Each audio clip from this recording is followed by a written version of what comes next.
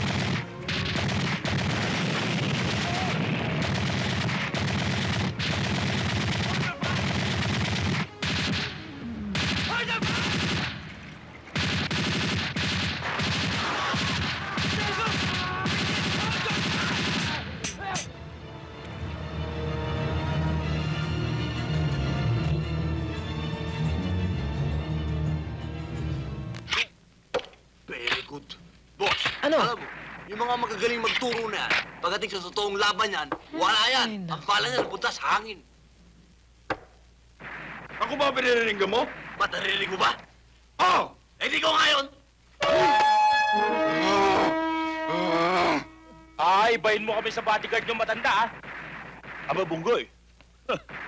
Debitin ka namin. Bet! Ba? Patayin mo na! Sige! Hoy! Ikaw! Anong ginagawa mo rito? Umalis ka nga!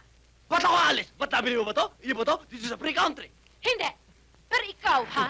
Wala kang ginawa kundi kuluhin ako, sundan ako kung kahit saan ako pumunta, at ano ba?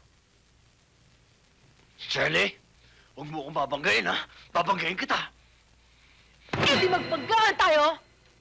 Nabanggaan na nga, eh. Bonggoy? Bonggoy, relax ka lang. Ano, Shirley? Oh! Masyado mo malapit siya. Muntik na natin. Bitawan mo nga ako! Bitiwan mo araw siya. Halika na. Mahirap makapag-usap sa isang taong mahirap umintindi. Halika na. Oo nga eh, at ang baho rito! Halika na. Teka, sandali! Amoy pulpura! Bonggoy, galit ka ba?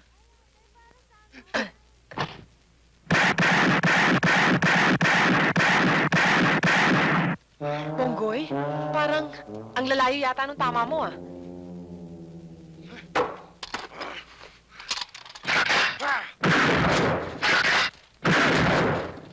Ano? Malayo pa ba?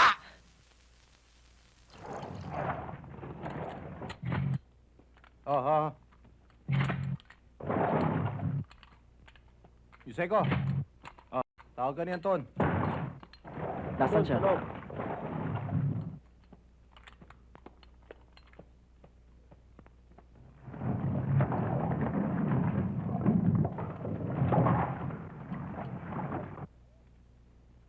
Anton, tawag mo daw ako. Oo!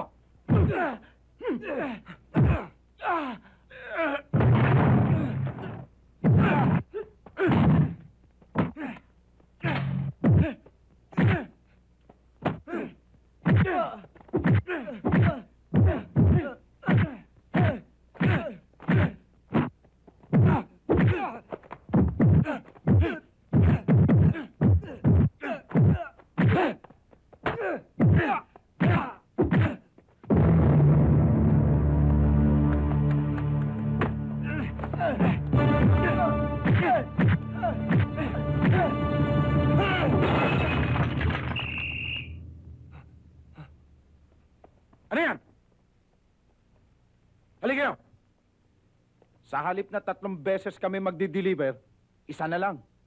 Dahil nalusaw ang lahat ng yelo. Hindi ko nga alam saan nagpupunta yan eh. Tinakot pa nga ako niyan eh. Bigla na lang akong inupakan. Para hindi ako makapagsumbong sa inyo. Totoo ho yung sinabi niya. Pero, siya ang unang umupak sa akin. Ikaw, kay bago-bago mo pa lang dito sa planta. Puro kata ang ginagawa mo. Kung sa Bisaya, siga-siga ka. Dito sa Maynila, hindi ka pa pwede. Bukas, huwag ka na papasok. Bakit ho? Tanggal ka na sa trabaho. Pwede ho ba yun? Basta nyo lang ako tatanggalin sa trabaho. Para sabihin ko sa'yo, ako ang nagpasok sa'yo dito sa trabaho. At ako magtatanggal sa'yo. Bumalik ka na lang sa katapusan para kunin mo ang sweldo mo.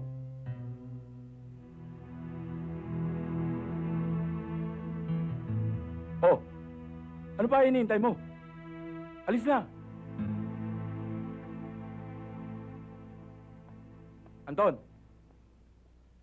simula bukas, ikaw na ang driver.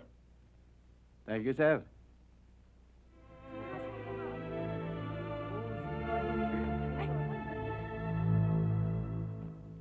Hindi masakit pa. Aray, sakit! Ano ngayon kung idol mo si FPJ?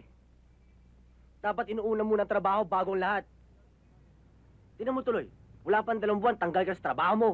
Ang mabuti pa, kuya, bago mawasak ang mukha nito sa kabubugbog, ipasok mo na lang siyang gwardya. Total nangangailangan naman ng security guard sa agency niyo eh. Ano? Yan magugwardya?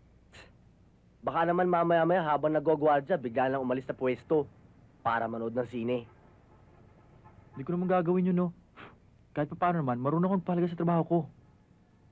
Napag-initan lang ako doon. Bueno, ipapasok kita ulit sa trabaho. Pero sana naman ngayon ha, huwag mo na akong hiyain. Pangako sa'yo, hindi kita hihiyain.